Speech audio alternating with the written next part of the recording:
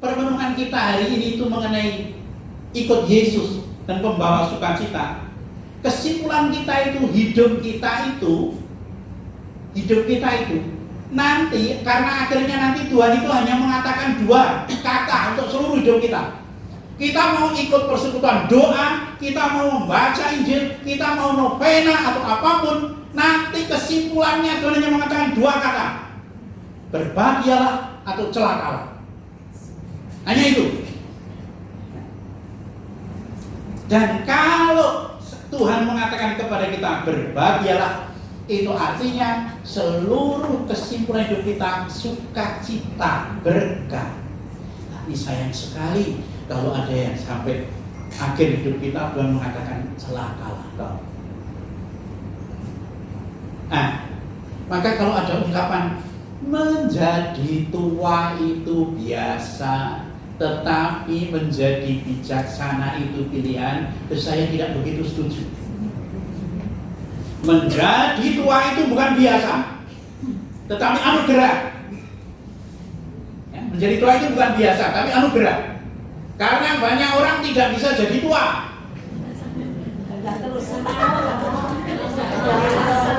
Nah, ini artinya ada yang dalam kandungan sudah mati.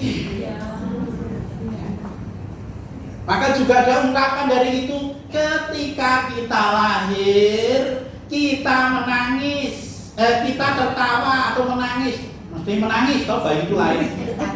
Kalau tertawa menakutkan ya, toh. Bayi lahir, ketika kita lahir, kita menangis, tapi orang di sekitar kita tersenyum, bahagia. Dan ketika hidup kita membawa sukacita, ketika kita mati dengan tersenyum, dan orang di sekitar kita menangis karena kehilangan orang yang baik. Itu seluruh kesimpulan hidup kita. Tapi untuk sampai pada kesimpulan kita mau melihat dulu. Ikut Yesus menjadi kabar sukacita. Ya. Manusia diciptakan istimewa. Terus, nah, kalau menurut ilmu kedokteran, bakal manusia itu kan jutaan, bakal manusia itu jutaan. Ya. Jadi ketika sperma bertemu dengan ovum, sel telur itu kan jutaan yang bakal manusia. Tetapi dari jutaan itu, yang jadi hanya 1. Kalau itu sekitar 3 juta bakal manusia, berarti yang 2.999 itu dikalahkan. Maka kita diciptakan itu istimewa karena minimal mengalahkan 2.999. Itu istimewa yang pertama. Maka kalau saya itu agak hitam ini ya, karena saya lahir di dapur kena asap jadi agak hitam. Tapi ini yang paling baik. Saya tidak bayangkan yang 2.999 seperti apa. Ya. Tapi ini yang paling baik. Ya, dari pilihan Tuhan itu, tak ciptakan ini. Ya. Yang paling baik. Dan sebelum itu, sebelum Tuhan menciptakan manusia, kan Tuhan menciptakan, kalau dalam bahasa muslimnya itu kun fayakun. Jadi jadilah. Tuhan ketika menciptakan alam, menciptakan hewan-hewan itu tidak ada polanya. Tidak ada polanya, hanya jadilah. Dan seperti dalam kitab Kejadian, seperti ketika belum menciptakan manusia, seperti alam masih berjalan-jalan, kok masih ada yang kurang ya? Apa yang belum saya ciptakan ya? Kok masih ada yang kurang? Sampai kegembiraan Allah muncul, marilah kita menciptakan manusia menurut gambar dan rupa kita. Itu sukacita Allah yang pertama. Sehingga menciptakan manusia menurut polanya. Kalau menciptakan alam, hewan-hewan tidak ada polanya. Tapi ketika menciptakan manusia itu ada polanya menurut gambar dan rupa kita. Dan kalau Allah mengatakan menurut gambar dan rupa kita, pasti Allah bersukacita. Sama toh, kalau Ini orang di Indonesia ya, bukan di sini. Kalau ada orang berhasil, misalnya Jokowi, ya, itu orang-orang yang sebetulnya bukan saudaranya pun mengaku saudara. Itu masih saudara saya, urutannya nggak ngerti sebenarnya. Itu artinya sukacita karena berhasil. Tapi kalau itu bukan orang tidak berhasil, oh saya nggak kenal. Saya nggak kenal. Coba misalnya kita pada persekutuan ini, tiba-tiba Jokowi muncul dari pintu. Saya yakin PD ini bubar kok. Saya sedang ngomong ditinggalkan kok. Terus semua pengen foto. Wah, bersama. Semua nanti dipasang di ruang tamu toh, besar sekali baru foto sama Jokowi. Wah. Karena sukacita. Tapi kalau misalnya ada orang agak gini masuk,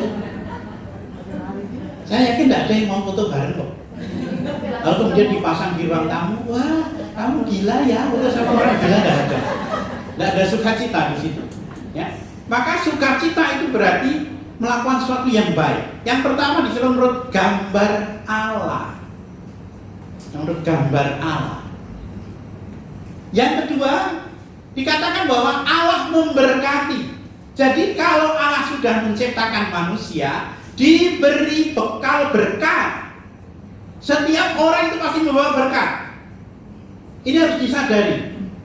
Ya, setiap orang itu hidupnya kalau sudah diciptakan oleh Allah itu punya modal membawa berkat. Kalau ada orang hidup itu kemudian tidak membawa berkat, dia tidak menyadari atau dia tidak mampu menangkap berkat Allah yang ada dalam dirinya. Itu ya. Ini kepercayaan yang kedua. Menurut gambar Allah, lalu hidupnya diberi berkat. Dan yang ketiga, aku memberikan. Itu artinya Tuhan sudah menyediakan sarana. Ya, sarana agar manusia tetap menjadi gambar Allah, agar manusia tetap menjadi berkat. Dan yang keempat, Allah melihat segala yang dijadikannya itu sungguh amat baik. Empat itu harus menjadi kepercayaan dasar. Ya. Tapi mungkin perlu juga nanti kita bandingkan. Terus lanjut. Ini kalau dari Mazmur 8:5-9, manusia diciptakan setara dengan Allah. Ya, setara dengan Allah, segambar dengan Allah. Lanjut. Nah, sukacita Allah karena ciptaannya yang disebut manusia disebut dengan pada gambar, segambar dengan Allah, memiliki sifat-sifat Allah. Jadi kalau menurut gambar Allah itu memiliki sifat-sifat Allah. Sifat Allah itu apa? Pengasih, penyayang, pemelihara. Itu sifat-sifat Allah. Maka kalau kita memiliki kasih, memiliki sayang segala macam itu mengambil bagian dari sifat-sifat Allah. Maka orang yang baik itu, kalau kita mau melihat orang itu baik atau tidak, itu kalau orang baik itu akan sulit sekali ditemukan keburukannya. Itu orang baik. Tapi kalau orang buruk itu sulit ditemukan kebaikannya. Kebalikannya itu. Ya. Kebalikannya itu. Kalau orang baik itu sulit ditemukan keburukannya, tapi kalau orang buruk itu sulit ditemukan kebaikannya. Ya. Nah, lalu diberkat oleh Allah, diberi kemampuan, diberi saran oleh Allah, bisa ditemukan, diberi kuasa setara dengan Allah, fisik, perasaan, pikiran, hati, kriteria sungguh amat baik, elok, mengagumkan. Terus, sukacita Adam atas Hawa. Nah, lalu ketika Allah menciptakan manusia yang bernama Adam itu, sepertinya Allah belum memikirkan ciptaan yang sepadan. Maka Adam itu dikatakan tidur. Tidur itu dalam bahasa kitab suci itu sedih. Ya. Maka Adam sedih kok, karena ketika berjalan kok nggak ada yang sepadan dengan saya. Ini bisa tertawa tapi kok kuda. Ini bisa berjalan tetapi kok kerang. Nggak ada yang sepadan dengan saya. Lalu diceritakan Adam tertidur. Dan mungkin ketika tertidur itu, ini yang dikatakan Allah tidak pernah melepaskan kita. Selalu berkati itu melihat Adam tidur, kasihan sekali ini Adam, tidak ada teman yang setara. Tak akan saya ciptakan teman yang sepadan, penolong yang sepadan. Maka diambillah tulang rusuknya Adam. Aku punya bapak-bapak ini yang sudah menikah, tulang rusuknya hilang satu. Hilang satu ini hilang di sini. Nah hilang. Kalau punya aku masih ada. Punya aku masih ada. Punya Mas Hendro itu dulu sudah hilang tapi kemudian tumbuh lagi. Teman saya kuliah dulu. Ya, dulu sudah hilang tapi tumbuh lagi. Diciptakan oleh tulang rusuk. Ya. Bahasa kitab suci tulang rusuk itu dekat dengan hati. Kalau orang Jawa, tulang rusuk dekat dengan hati. Perempuan itu akan suka kalau dipeluk dan dicintai. Itu katanya demikian ya. Maka kalau ada perempuan marah-marah, bapak-bapak, kalau marah seperti yang papa, langsung dipeluk pasti diam. Dan ditempeli cek 10 juta. Itu pasti diam. Nanti dipraktekkan. Kalau istri marah-marah, papa, langsung dipeluk, cek 10 juta. Pasti nanti nadanya berubah. Apa? Mesti berubah. Nah, kalau tidak percaya nanti praktekkan saja. Nah, aku belum pernah soalnya. Belum pernah ya. Maka dikatakan perempuan diciptakan dari tulang rusuk, dan ketika dibangunkan perempuan itu Adam bersukacita. Maka dia seperti melonjak. Inilah dia tulang dari tulangku, daging dari dagingku. Jadi dia akan menamai perempuan. Melonjak kegembiraan. Perempuan membawa kegembiraan bagi Adam. Maka dikatakan dari tulang rusuk, ya, dekat dengan di hati dan suruh dipeluk. Walaupun ada perempuan-perempuan yang mungkin luput dari pandangan Tuhan, itu tercipta dari tulang kepala, lalu menindas yang laki-laki, lalu menjadi SDKI. Ikatan suami dibawa ke tiang istri, mungkin ada itu, mungkin, tapi itu di Jawa sana, di Jawa. Di sini saya kira ya mungkin ada. SDKI ya, SDKI. Ya, supaya apa? Diciptakan dari tulang rusuk, bukan dari tulang kepala, supaya tidak mengatasi laki-laki. Tetapi juga perempuan tidak diciptakan dari tulang kaki supaya tidak diinjak-injak oleh laki-laki. Jangan sampai nanti perempuan, kalau yang sudah seumur gini mungkin tahu lagunya, wanita dijajah pria sejak dulu. Nah, nanti kalau mengalami itu lalu hanya ini, wanita dijajah pria sejak dulu wanita dijajah pria menjajah wanita sejak dulu wanita dijajah pria. Jangan sampai nyanyi itu. Maka nanti kalau di rumah ada istri-istri yang merasa terjajah oleh suami, nanti jangan sampai dimarahi oleh karena itu, kata aku tak nyanyi-nyanyiannya Romo Budi, wanita dijajah pria sejak dulu.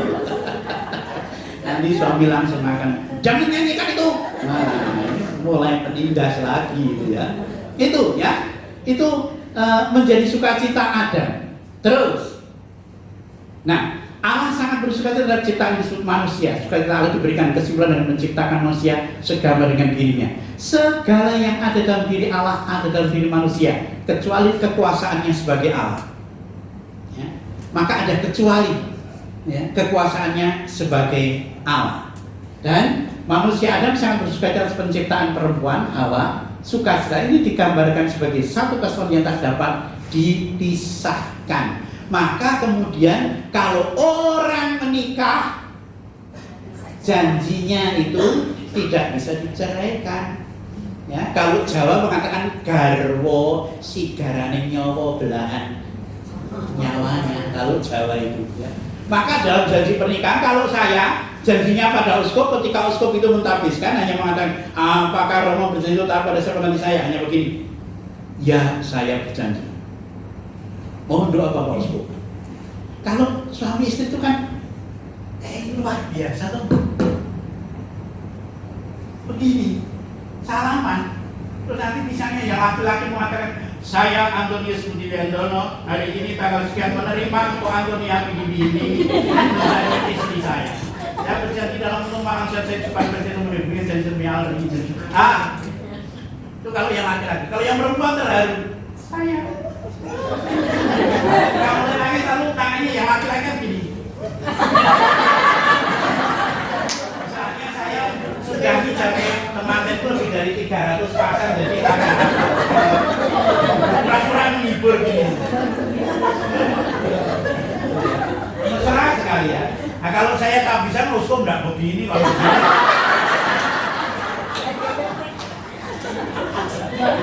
Untung malam siang sakit suka duka setia seumur hidup. Itu artinya apa? Kalau sudah mau menikah, hidupnya harus memberikan keberuntungan bagi pasangannya, bukan kemalangan. Kalau ada orang yang sudah menikah tapi hidupnya membawa kemalangan, itu sesat. Untung malam siang sakit. Kalau sudah mau menikah, hidupnya harus membawa sehat bagi pasangannya, bukan menyakiti. Karena kadangkala orang yang paling dicinta itu orang yang paling banyak disakiti.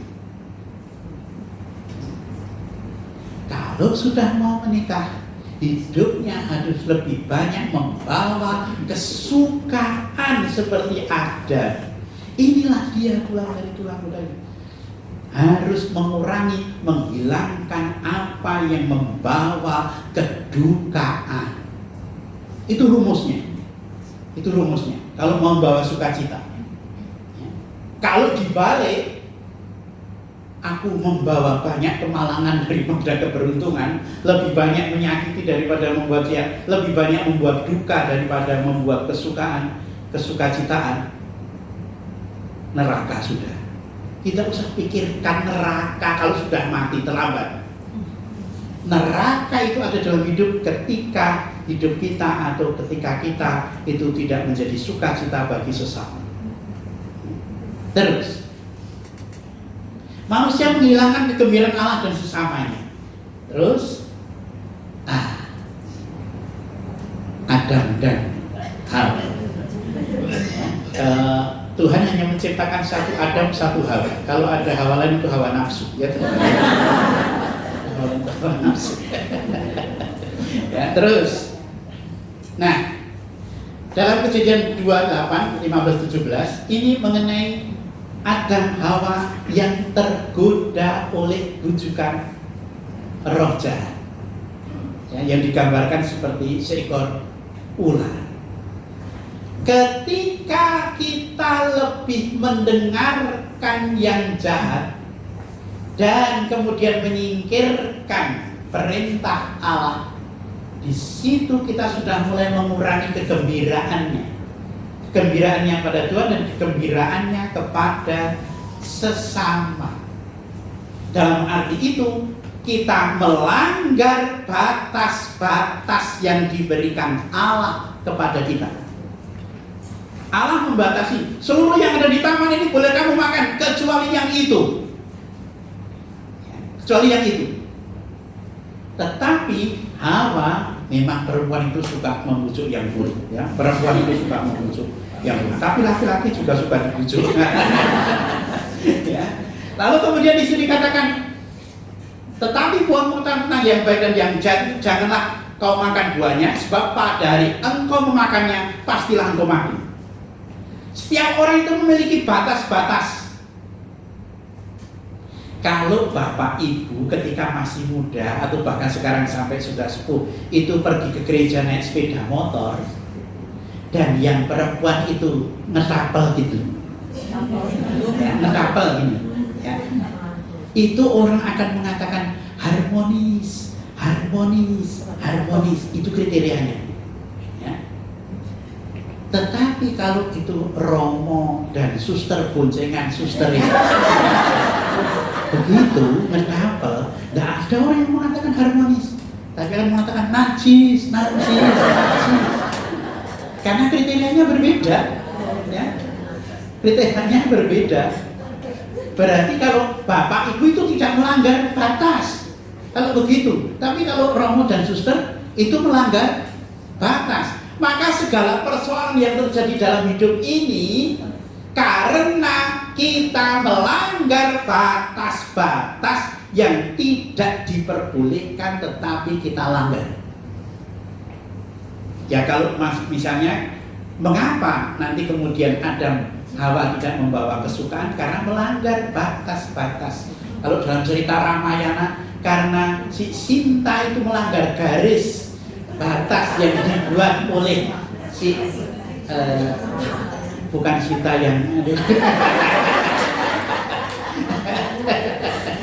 melanggar garis yang diberikan oleh si Lasmana itu, ya, maka kemudian terambil oleh Rahwana itu. Karena dan melanggar batas itu kan selalu godaan dari roh jahat. Roh jahat itu kalau dengan orang jahat tidak perlu goda. Ya kalau dengan orang jahat, roh jahat itu malah begini, kok ada manusia lebih jahat dari saya? Iya. Ya contoh misalnya perselingkuhan atau ini itu. Nanti kalau belum kamu kok selingkuh, ya itu perbuatan roh jahat. Roh jahat, aku tidak selingkuh, kamu malah menuduh aku. Gitu. Ya. Kalau dengan orang jahat, roh jahat tidak perlu menggoda. Kalau dengan orang baik, roh jahat menggodanya juga dengan cara-cara yang kelihatan baik.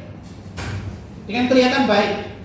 Misalnya ini hanya rumah ini punya rumah ini. Lalu ini seorang perempuan, ini laki-laki, bapak sudah punya istri, punya anak, dia pakai motor, ya punya motor.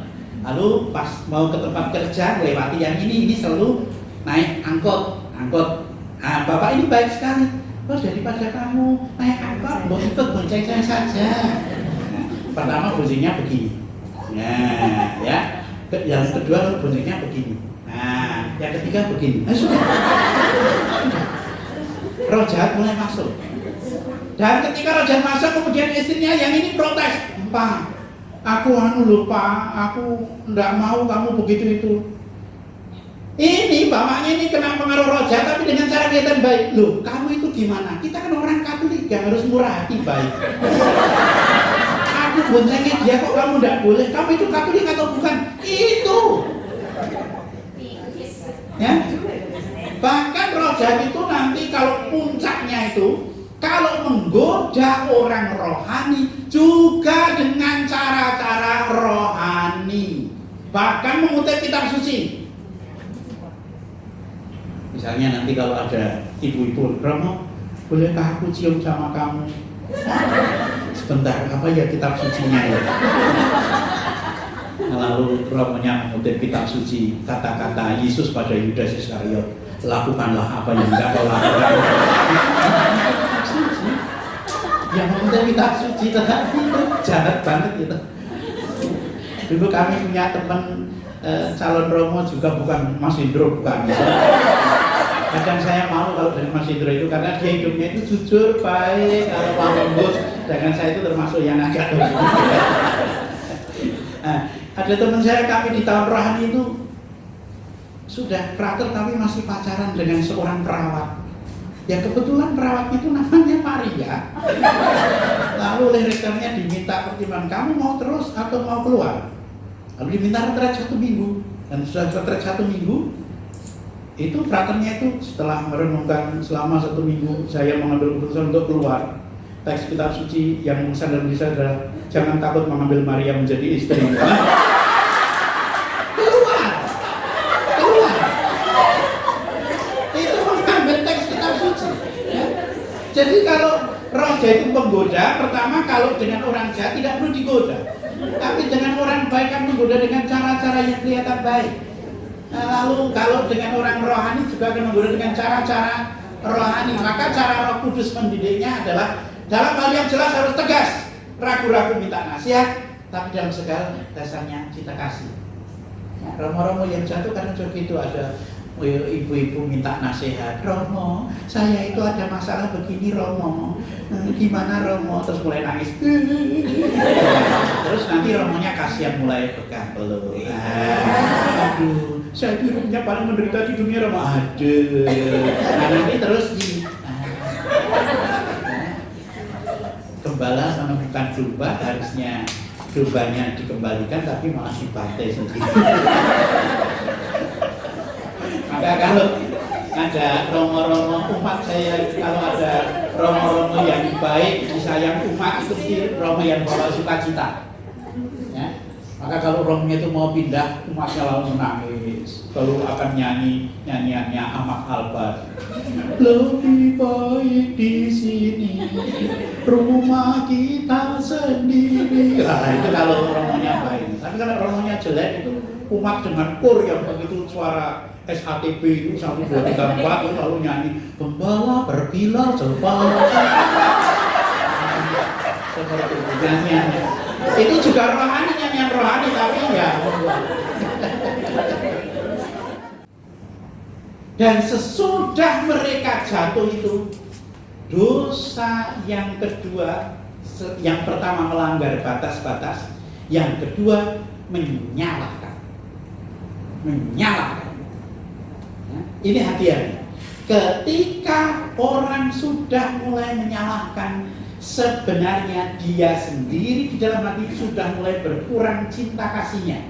Kasihnya sudah mulai berkurang.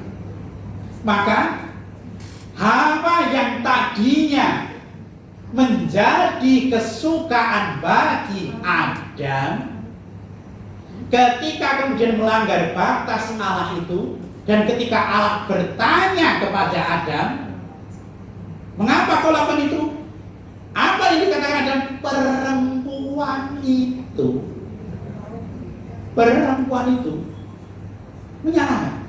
Dan ketika Hawa ditanya, ular itu,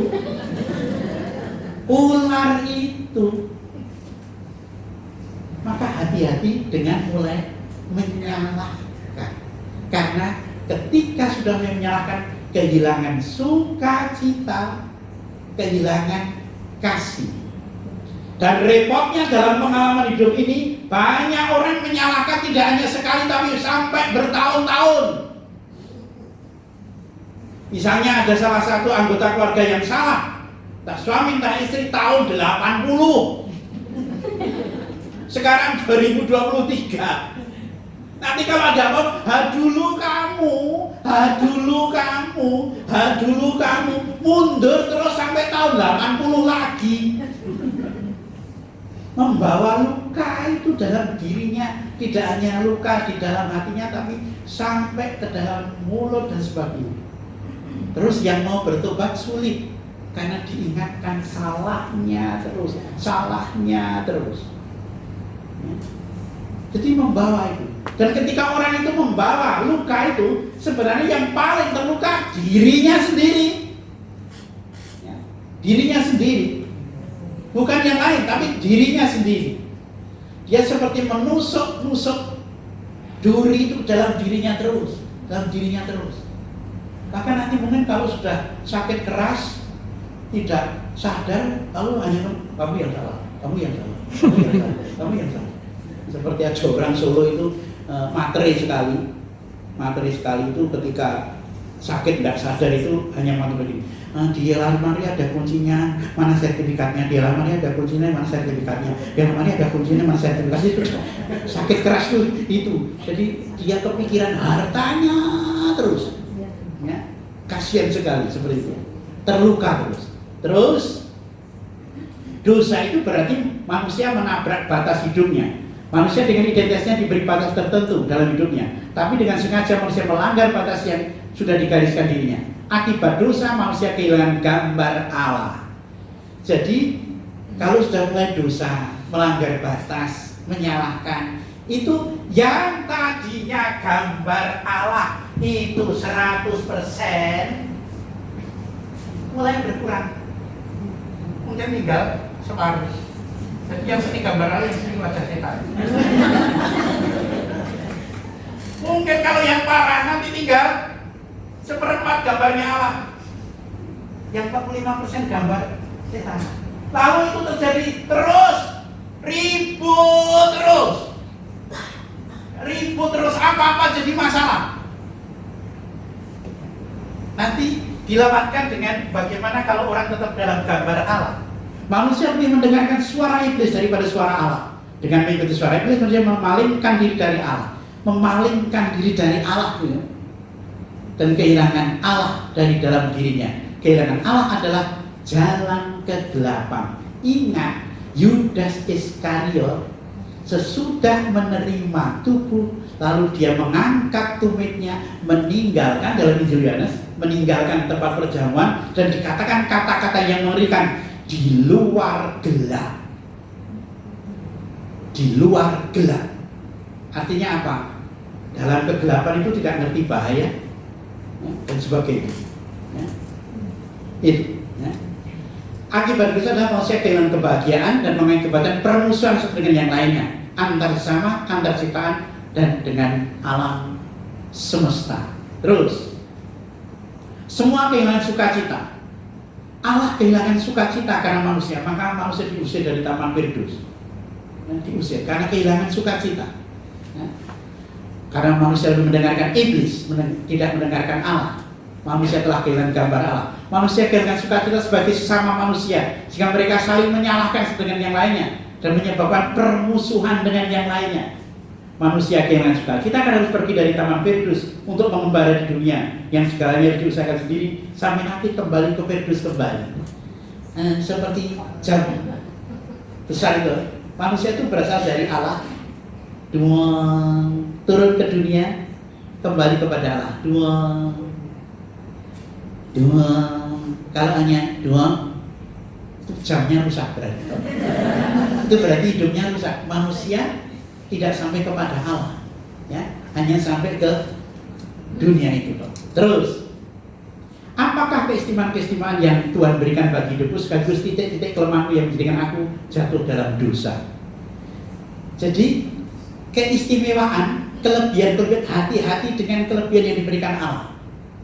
Hati-hati. Karena kalau tidak bisa mengolah kelebihan dengan baik, di situ akan menjadi titik kelemahan paling dasar. Ya, titik kelemahan paling dasar. Contoh, cerita Pijan mengenai seekor Pijan yang bertanduk banyak itu. Dia begitu bangga dengan tanduknya yang banyak itu. Dia mengatakan tidak ada hewan di dunia ini yang punya tanduk sehingga aku banteng, tidak kerbau, tidak kambing, tidak, aku yang paling banyak punya tanduk ini. Lalu dia begitu bangga di danau itu melihat wajahnya indah sekali, ya. Tapi tiba-tiba terdengar tembakan, duar. Dan kemudian Pijan itu lari begitu kencang dengan kakinya yang kecil itu. Dan padahal tadinya kok kakiku kecil toh, tidak seperti kaki gajah yang besar, tidak seperti kaki kerbau yang besar, kok kecil sekali. Dia mengeluh dengan kakinya yang kecil, tapi bangga dengan tanduknya yang indah. Tapi ketika ditembak itu, Pijan itu bisa lompat dengan cepat masuk ke hutan. Pemburu itu tidak bisa mengejarnya karena lompatan kaki yang kecil yang dikeluhkan itu. Tapi ketika akan masuk hutan, tanduknya kena ranting-ranting. Semakin dia bergerak, semakin mengikat, semakin kuat, dan pemburu yang tadinya sudah tidak bisa mengejar mendekati dia, jor, mati. Apa yang menjadi kelebihannya menjadi kelemahannya yang utama. Untung saya itu jadi romo tidak ganteng. Untung. Iya. Tidak seperti Mas Indro ganteng itu. Kalau saya seperti Mas Indro itu nanti ibu-ibu setiap hari di paroki bersih-bersih gereja. Saya hanya lihat romonya, romo ganteng sekali. Untung saya tidak ganteng, ya. Kalau ada orang yang mengatakan ganteng pada saya itu tidak kemungkinan itu. Hoax ya, hoax itu ya, kemungkinan pertama ya. Yang kedua fitnah gitu. Yang ketiga mungkin katarak gitu.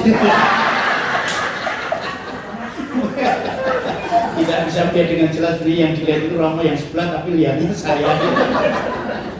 Itu ya. Hati-hati dengan kelebihan-kelebihan ya. Tapi bisa jadi kelemahan itu menjadi titik yang menyelamatkan. Titik yang menyelamatkan. Maka misalnya ada seorang ibu mengatakan, Romo, saya itu dosa saya apa? Saya kok diberi anak difabel? Kok saya diberi anak difabel? Saya mengatakan pada ibu itu, ibu diberi anak difabel itu berarti Tuhan mempercayakan kepada ibu punya hati yang kuat, bagus. Sehingga ibu diberi itu, sehingga bisa memelihara, mencintainya. Demikian. Itu ya kelebihannya. Terus mengikuti Yesus dalam tantangan zaman, bahaya mengancam kehidupan. Terus, nah ini puncak sukacita adalah sabda bahagia. Ya, berbahagialah, berbahagialah, itu puncaknya. Ya, itu berbahagialah. Berbahagialah orang yang miskin. Kalau orang itu miskin saja bahagia, itu tidak ada lagi yang bisa membuat dia sedih. Miskin saja bahagia kok. Kalau orang itu dianiaya saja bahagia, tidak ada lagi yang bisa membuat dia sedih. Ya, terus ya, terus itu. Nah, bahaya paling besar di dalam zaman ini adalah orang kehilangan sukacita dengan segala aspek kehidupannya terhadap dirinya sendiri. Ada orang yang tidak bahagia dengan diri sendiri. Contohnya siapa? Michael Jackson. Hah? Iya toh?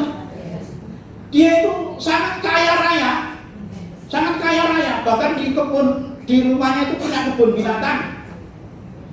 Kita juga punya kebun binatang kalau pas marah tok.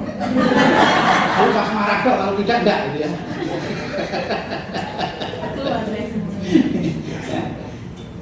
Dia punya ketenaran populer, tapi dia tidak mau menerima kulitnya yang hitam. Maka harus operasi. Ya, dia tidak mau menerima hidungnya yang agak pesek. Padahal orang hidung pesek itu tidak kena masuk angin. Karena udara keluar masuk itu lancar gitu. Ya, itu ya. Dia menderita oleh karena kulitnya yang hitam dan untuk memelihara hidungnya itu setiap tahun minimal 8 miliar dia pelihara itu. Ya, coba kalau 8 miliar itu kolektor di pedalaman, wah, rumah sudah saya belikan sepatu roda satu-satu. Tapi kalau ke gereja biar itu. Lalu maka orang yang tidak bisa menerima diri sendiri itu banyak yang hidupnya tidak jadi berkah, tidak mampu menerima keluarganya tidak jadi sukacita. Mungkin ada dendam, entah pada orang tuanya, entah pada anaknya atau pada siapapun, tidak menjadi sukacita. Ada yang tidak sukacita dalam pekerjaannya, gerejanya. Orang kehilangan sukacita itu kehilangan iman, kehilangan pengharapan dan kasih. Itu kata Paus Fransiskus. Terus, Bunda Teresa, kalau kamu kehilangan gembiraan, kamu kehilangan dan membuang kesempatan untuk melayani dan mencintai. Ya? Maka termasuk PD ini, itu syaratnya orangnya jangan sampai pernah kehilangan sukacita. Ya, jangan sampai kehilangan sukacita. Karena kalau kehilangan sukacita itu nanti hanya menjadi topeng, di sini, ya. Lalu di belakangnya lain, itu ya. Jangan sampai kehilangan sukacita. Terus, nah ini kesimpulan, orang yang bahagia adalah orang yang hidupnya tidak bisa dilukai. Orang yang bahagia tidak bisa dilukai oleh apapun. Ya. Tidak bisa dilukai oleh makanan. Semua oke. Karena ada orang yang sedikit misalnya, enggak enak. Apalagi kalau misalnya kita diajak jajan, lalu kita ngajak jajan, tapi orang yang diajak jajan itu mencela, sakit sekali. Gimana makannya? Enggak enak itu. Lain kali enggak usah ngajak jajan. Ya. Karena ada orang yang Kan tidak sadar itu ya, tidak sadar. Saya pernah memberi rekoleksi ibu-ibu di Solo itu perkumpulan itu sekitar 300 orang. Pas makan itu ada yang makan itu ya sudah mengatakan, kamu makan seperti itu toh, kalau aku mau muntah. Aku semangat. Terus saya dalam hati kan itu, terus ibu yang sekatan itu terus diam. Tapi ibu itu masih terus ngomong terus. Nah, di bawah meja itu toh, kan saya lihat kakinya ibu itu. Lalu kakinya ibu yang ngomong itu saya injak. Maksud saya menengok dia, karena kamu itu melukai ibu ini loh. Tetapi karena tidak paham, ketika saya injak itu malah ibu itu mengatakan, Romo kenapa kakinya injak-injak? Ini batin saya itu dia tidak sadar melukai. Ya kalau tidak suka ya tidak usah ngomong, tidak suka karena jadi yang saya tidak suka dia suka, itu ya. Tuh ya, orang yang mudah dilukai adalah orang yang hidupnya mudah dilukai juga. Orang yang duduk itu menderita, paling menderita. Apa-apa terluka. Nanti ada orang ngomong-ngomongan gini, itu mesti ngerasani saya. Itu mulai terluka terus, ya, mulai terluka terus. Bahkan nanti ada anjing menggonggong pun, itu mesti tidak suka dengan saya. Ya, mudah terluka itu orang paling menderita. Tetapi kalau orang yang paling baik itu tidak mudah dilukai, selalu ada alternatif lain. Ya, oh ada orang tidak senang dengan saya, oh ya pasti juga ada yang senang. Ya minimal paling tidak kalau orang lain tidak suka, anjing saya masih suka. Begitu dia, ya. Anjing itu kalau suka, kalau kita pulang mesti ekornya akan ke atas. Ya, itu, nah saya sampai begitu saja itu. Orang yang jahat adalah orang yang hidupnya suka melukai. Ya. Terus gambaran orang yang celaka. Nah, terus ini saja ya, terus saja, ini terus saja. Sebab kehilangan sukacita biasa mengumpulkan hal yang buruk dalam hidup sehingga tidak seimbang. Jadi yang dikumpulkan itu yang buruk-buruk terus. Ya. Ini menyebabkan kehilangan sukacita. Ya. Entah dirinya yang dikumpulkan yang buruk, entah pengalaman dengan orangnya yang dikumpulkan yang buruk-buruk. Ini akan kehilangan sukacita. Sehingga seperti kalau pegawai negeri itu hanya tambah tua terus itu.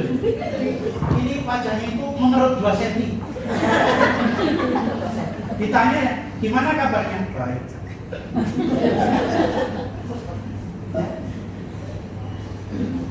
Kehilangan damai sehingga sulit berdamai dengan dirinya sendiri, masa lalu dan sesamanya. Tidak bisa berdamai dengan dirinya sendiri seperti Michael Jackson itu. Tidak bisa berdamai dengan sesama. Misalnya ada pengalaman buruk. Misalnya ada orang Solo itu jadi pejabat di Jakarta. Ketika saya ketemu dia di Jakarta itu mengatakan, loh Romo dari keluarga yang iya.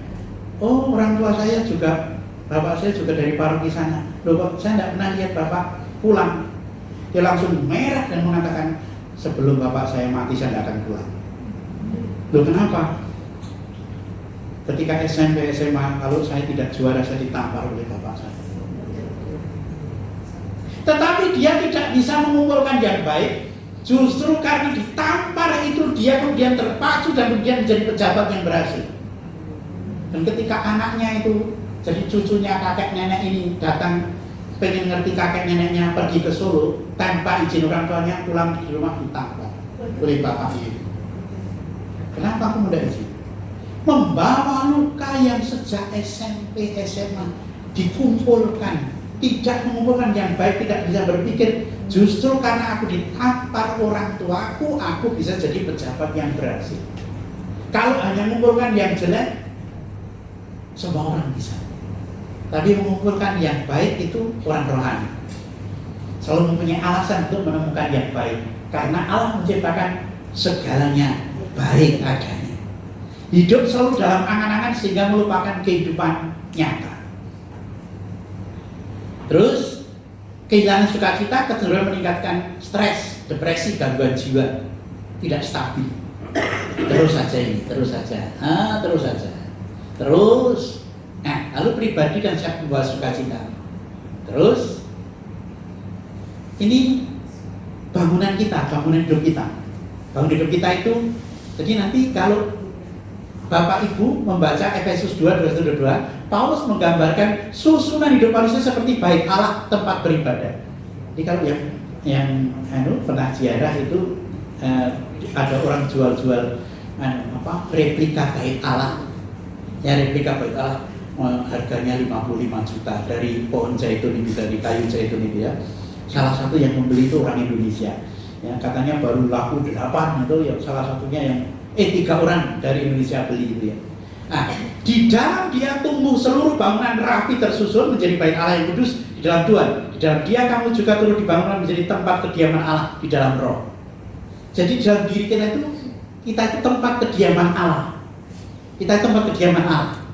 Ya. Hati-hati, kita itu tempat kediaman Allah.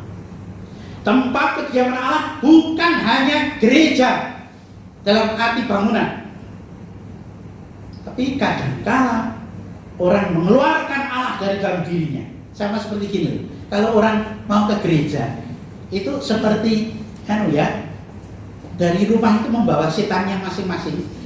Setan kemarahan, setan kemalasan, setan kedengkian itu dibawa ke gereja dari rumah. Lalu ketika orang itu mau masuk gereja, setannya lepas.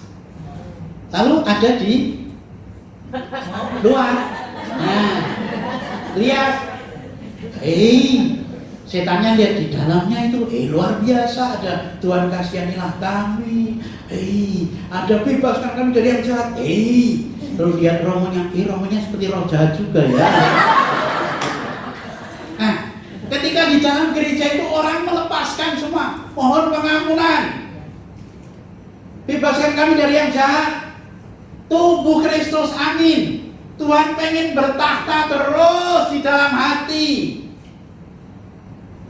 pengen dibawa ke rumah, ya, pengen dibawa ke tempat kerja, pengen dibawa sampai perjumpaan dengan sesama. Tetapi banyak orang mengeluarkan juga Tuhan itu, Tuhan, aku tidak mau ikut, masuk kamu kembali ke tabernakel. Lalu yang di rumah membawa setan kemarahan, di gereja ampunilah kesalahan kami, bebas kami dari yang jahat, terima kami tubuh Kristus, menyuruh Allah kembali ke tabernakel. Di luar nanti marah lagi, kembali seperti semula. Berkat rohani itu tidak ada pengaruhnya sama sekali. Yang dendam tetap dendam. Kasihan, Kristus sudah berapa kilo kalau kumpulkan dari terima komuni itu, tapi tidak ada pengaruhnya. Itu kalau mengeluarkan Allah dari dalam dirinya. Terus, nah, susunan tubuh manusia seperti itu.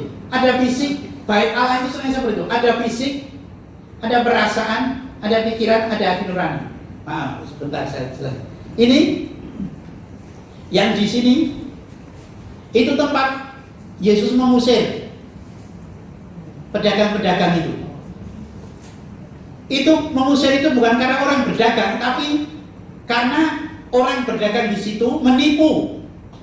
Para imam-imam, orang Farisi, ahli Taurat itu menipu. Jadi kalau ada orang bawa persembahan, misalnya bawa kambing atau sapi, diperiksa oleh imam itu. Oh, ini tidak layak, beli yang kami sediakan dengan harga lebih mahal. Oh, ini tidak layak, beli tempat saya. Itu, ya. Maka masalahnya bukan karena berjualan, tapi karena terjadi penipuan, perampokan yang dilakukan oleh pegawai-pegawai bait Allah. Itu bagian misi. Maka Tuhan mengusir. Lalu ada tempat penukar-penukar uang juga dibalikkan. Ada pengemis-pengemis di sini. Masuk sini ada pengemis-pengemis. Maka orang menukar uang. Ya. Ada tempat pengajaran. Ya, ada tempat pengajaran, tempat berkorban itu tempat pengajaran, dan ada yang paling dalam itu holiness, yaitu tempat 10 perintah Allah. Ya. Maka itu gambaran susunan manusia itu ada yang fisik, manusia itu ada yang fisik, ini fisik. Ya. Ada perasaan itu letaknya di bawah kulit. Ya. Maka kalau kita sebut sakit, kalau kita suka dapat uang, tanggal muda, suka. Ya sampai bahkan mulai baru kali dulu. Tapi kemudian ketika ada suka, itu perasaan itu letaknya di bawah kulit. Nanti kadang-kadang kalau marah tidak sampai ke perban tapi ke wajah terus memerah. Ya, kalau yang kulitnya putih-putih kalau marah kelihatan, ya, memerah. Kalau seperti itu enggak kelihatan. Nah, lalu ya ketika pikiran tempat mengajar, hukumnya baik tidak baik. Dan yang keempat hati nurani selamat atau tidak selamat. Ini gambaran kedewasaan orang. Ya. Kalau orang itu geraknya turun, itu kekanak-kanakan. Hidupnya hanya enak tidak enak, senang tidak senang. Itu tidak mungkin membawa sukacita. Orang yang hidupnya hanya enak tidak enak, senang tidak senang, itu tidak mungkin membawa sukacita. Lebih banyak melukai orang. Istrinya masak, lalu suaminya enggak enak. Istrinya sakit. Lalu kita diberi tugas misalnya, kamu tugas kamu ya di sana, mau aku enggak senang. Coba kalau itu bayangin kalau itu seorang Romo, pastor. Romo itu ada yang minta minyak suci, aku baru enggak senang memberi minyak suci. Karena minyak-minyak sendiri di sana. Kalau di keluarga juga begitu. Ya. Maka orang yang hidupnya hanya tahap fisik perasaan itu tidak mungkin membawa sukacita. Tapi kalau minimal orang yang dewasa itu pikiran, ya, oh ini baik, oh ini tidak baik, itu minimal. Dan lebih lagi adalah ketika orang bisa ini menyelamatkan atau tidak. Mungkin Bapak Ibu protes, loh Romo, orang itu kan berkembang, ya berkembang tetapi ada tahap-tahapnya, ada tahap-tahapnya. Saya ambil contoh, misalnya, ini maaf sekali. Misalnya ini ibu, ini anak, ini bapak. Ini ibu, ini anak. Ini anaknya itu misalnya ini baru umur 3 bulan. Misalnya baru 3 bulan ya. Terus ibu itu memberikan mainan kepada anak yang 3 bulan ini misalnya pakai kunci. Terus anaknya yang 3 bulan itu yang 3 bulan itu. Lalu ibunya mengatakan kepada suaminya, bapaknya, Pak, anak kita pinter Pak. Mana? Nah ini tak nindang terus anaknya normal ya. Karena baru 3 bulan. Ya, dan anaknya bisa menanggapi normal. Tapi lain kalau misalnya ibu, ini anak umur 12 tahun, ini bapak. Terus ibunya pada suaminya tak nindang, terus suaminya ya. Terus istrinya itu mengatakan pada anaknya, nah bapak kita pinter nak. Kenapa? Itu tak nindang. Itu bukan pinter mah, tapi itu gejala stroke mah. Itu tidak normal. Ada perkembangan tahap, tetapi ya ada batas-batasnya itu ya. Maka tolong perhatikan di dalam hidup bersama orang yang hidupnya hanya fisik perasaan dengan hukum enak tidak enak, senang tidak senang, tidak akan membawa sukacita. Terus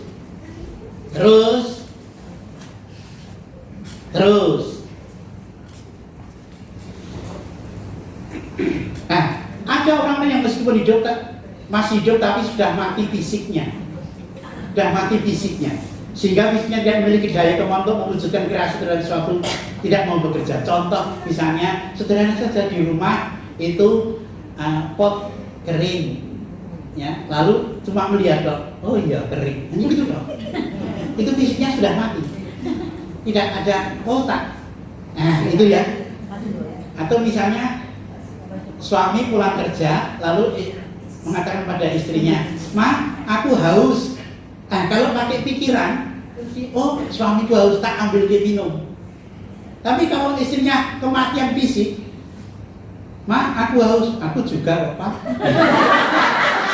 itu juga seperti itu. Fisiknya mati.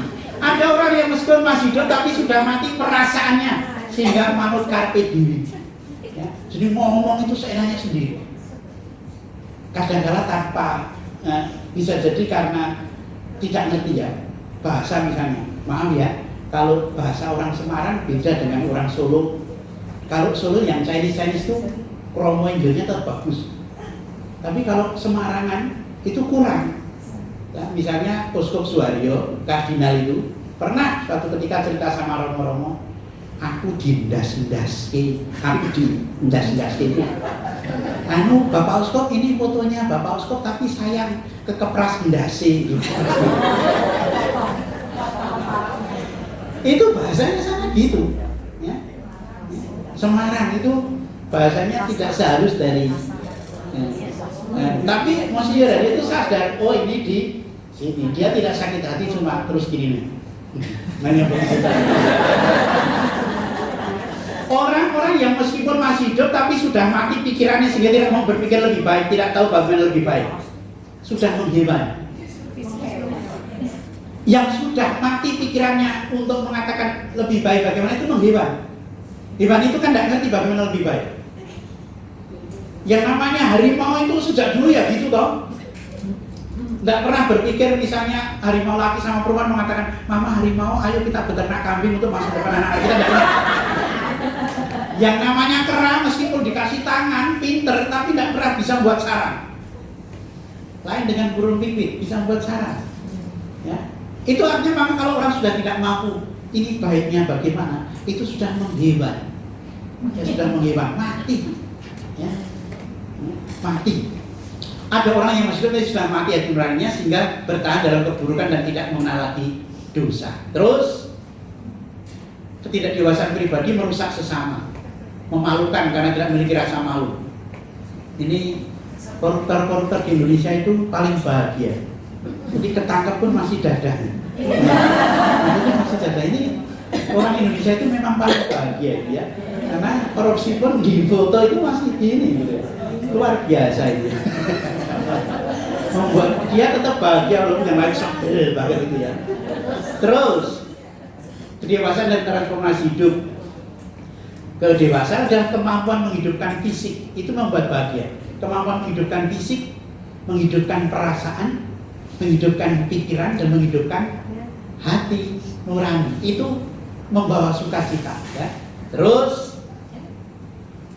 manakah unsur dalam hidupku, fisik, perasaan, pikiran, hati nurani yang jika diterapkan di hidupku, keluarga, gereja, masyarakat mengalami kematian. Bisa jadi ada dalam hidup kita yang mengalami kematian. Bisa jadi fisiknya mengalami kematian meskipun masih sehat ya. Atau perasaannya mengalami kematian, atau pikirannya mengalami kematian, atau hati nuraninya itu mengalami kematian ya. Sehingga tidak mampu untuk mengatakan ini lebih baik bagaimana ya. Saya tidak begitu percaya bahwa orang umur sekian itu kemudian sudah tidak bisa berkembang, tidak ya. Tetap terus. Di Solo itu ada namanya Tante Tina, itu sekarang masih menjadi ketua persekutuan doa, umurnya 92 tahun. Ya, masih menjadi ketua persekutuan doa. Ya, besok tanggal 13 November itu umur 92 tahun ulang tahunnya. Ya, kalau persekutuan doa itu masih semangat ya, nyanyi ya. Allah mengerti, Allah peduli, segala capek. Nah, tapi itu semangatnya ya, semangatnya luar biasa itu. Terus kesembuhan mengikuti Yesus. Terus saja ini, terus pembawa sukacita berkeluarga. Terus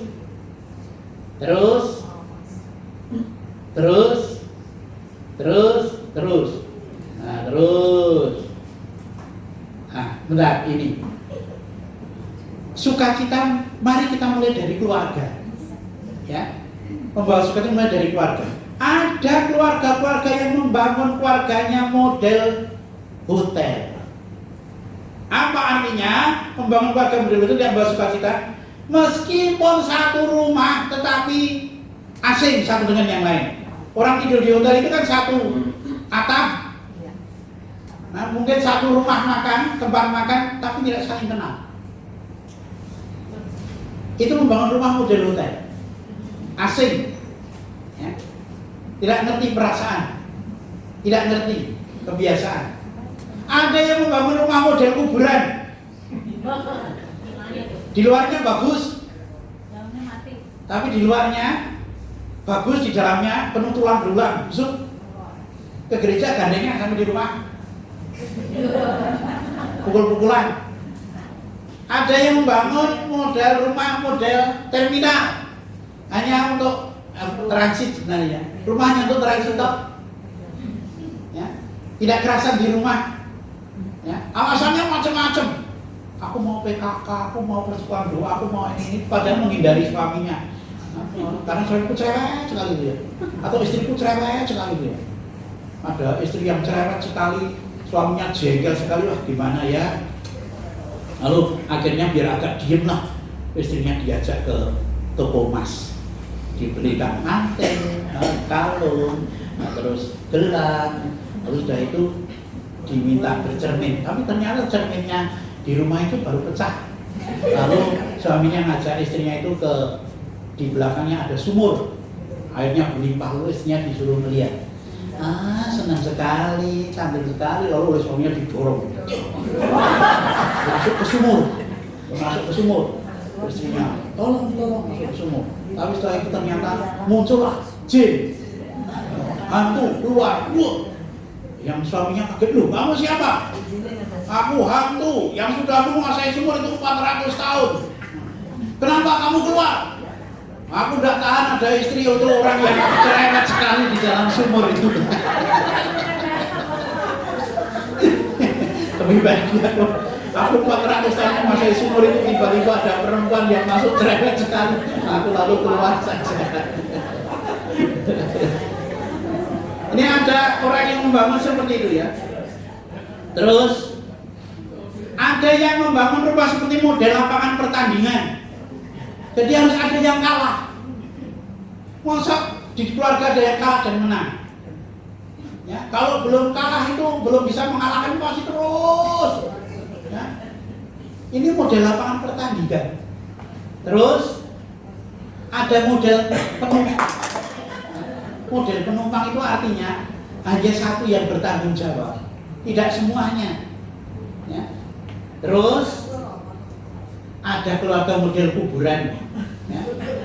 Di luarnya bagus tapi dalamnya penuh dengan keburukan. Terus keluarga model meja judi.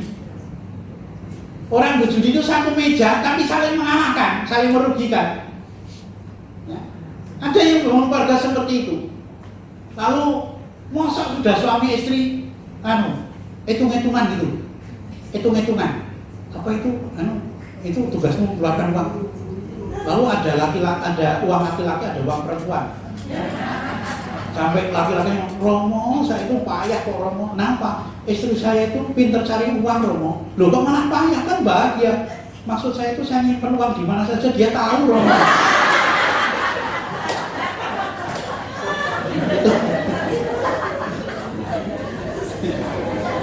Nah, dilakukan dengan meja, dengan perjamuan. Itu artinya saling melayani. Terus, nah, ciri-ciri keluarga yang bersuka cita, ya, pertama ada rasa kangen satu dengan yang lainnya. Ada rasa kangen satu dengan yang lain. Ini kesimpulannya. Ada rasa kangen dengan yang lain. Itu keluarga sukacita. Jadi kalau misalnya tadi Pak siapa? Pak Harmawi istrinya Bu Sinta. Nah, istrinya Bu Sinta. Misalnya Pak Harmawi ikut persekutuan doa ini, ibu tadi misalnya belum datang ya Bu Sinta. Lalu ibu nelpon dari rumah, Papa, lupa Harmawi, ada apa Pak? Kapan pulang? Sebentar ini masih ada renungan doa dari Romo Budi. Kenapa sih orang pulang? Bentar, kangen. Itu pasti Pak Harmawi itu membahagiakan. Sehingga Pak Harmawi dari jauh itu, Mama Sinta sudah dari jauh, Papa, langsung terus teletabis. Itu artinya mesti membawa kebahagiaan. Setelah itu kemudian bajunya dibuka, sakunya diambil uangnya. Itu rasa kangen, ya. Jadi tolong Bapak Ibu, di keluarga Anda itu punya rasa kangen atau tidak? Kalau tidak ada rasa kangen, jangan-jangan tidak ada sukacita di dalam keluarga.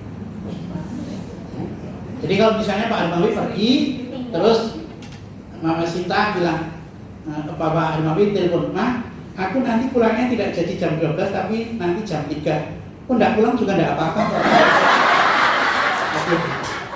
Hati-hati. Tidak bawa sukacita, ya toh. Itu yang pertama. Jadi ada rasa kangen atau tidak. Yang kedua, saling mengidolakan satu dengan yang lainnya. Saling mengidolakan. Kalau bapak ibu punya anak perempuan, kemudian ditanya, misalnya ibunya nanya, "Nah, kamu pengen punya," misalnya punya anak laki-laki, ibunya tanya, "Nah, kamu pengen punya istri seperti apa?" "Ya seperti mama." Itu pasti ibunya itu bawa sukacita. Dan kalau punya anak perempuan ditanya, "Kamu pengen punya suami seperti apa?" "Ya seperti papa." Itu pasti bapak itu bawa sukacita. Sama seperti Romo tadi, ya. Kalau mau pindah dikatakan lebih baik di sini, itu mesti bawa sukacita Romonya. Tapi kalau gembala pergilah, itu tidak bawa sukacita, ya.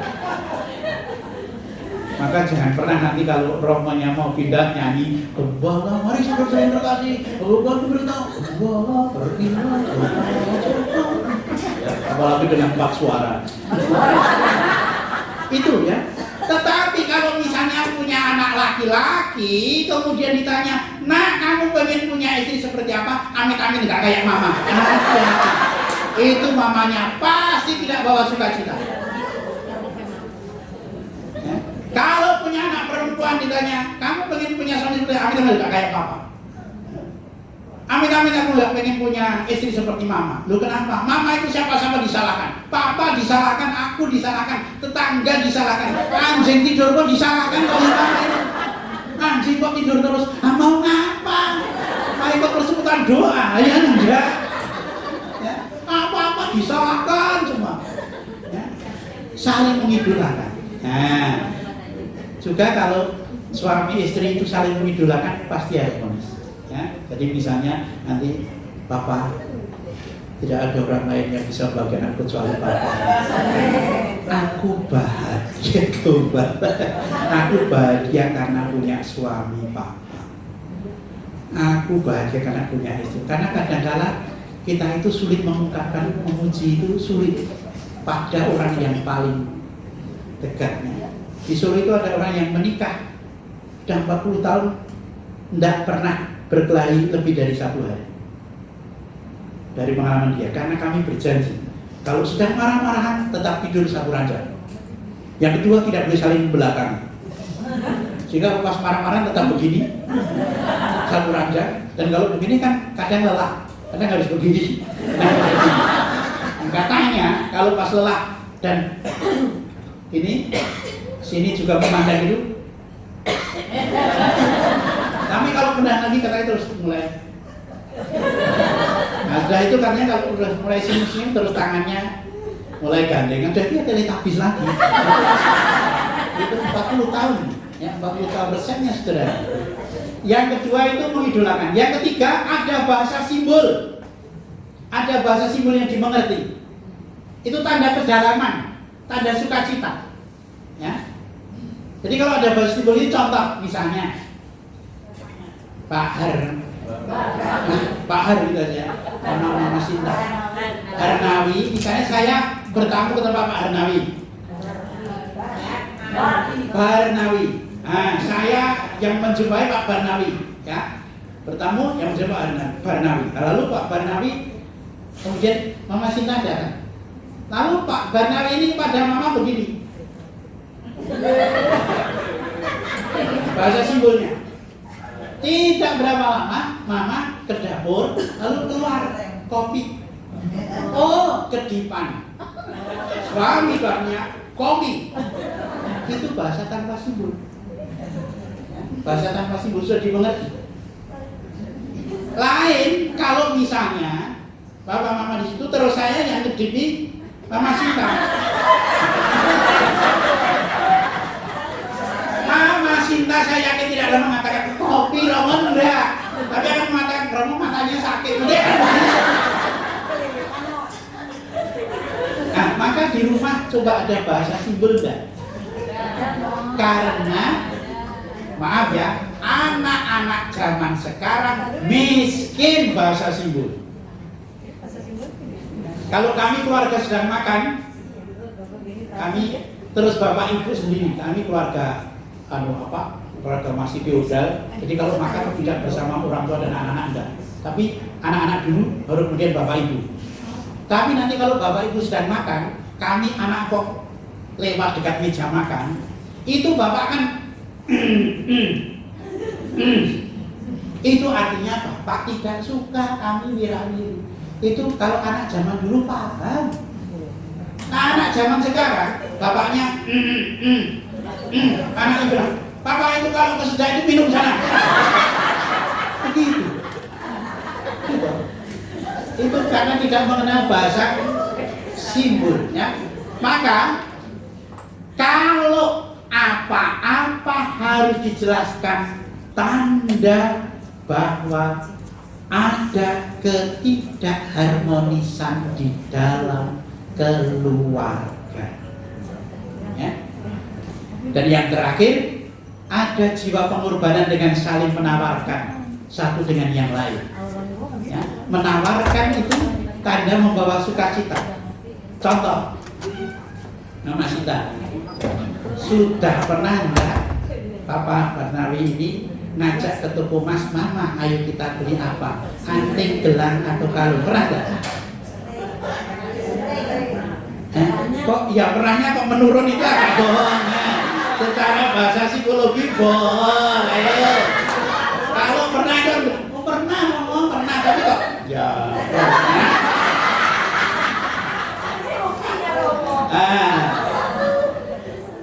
Karena seringkali begini, kalau misalnya memang pernah, puji Tuhan, haleluya.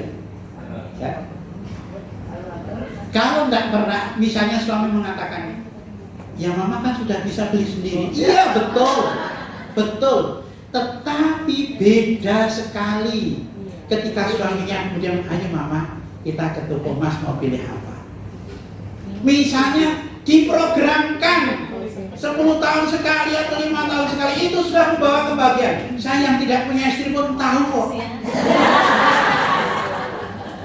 Jangan hanya pas pernikahan toh.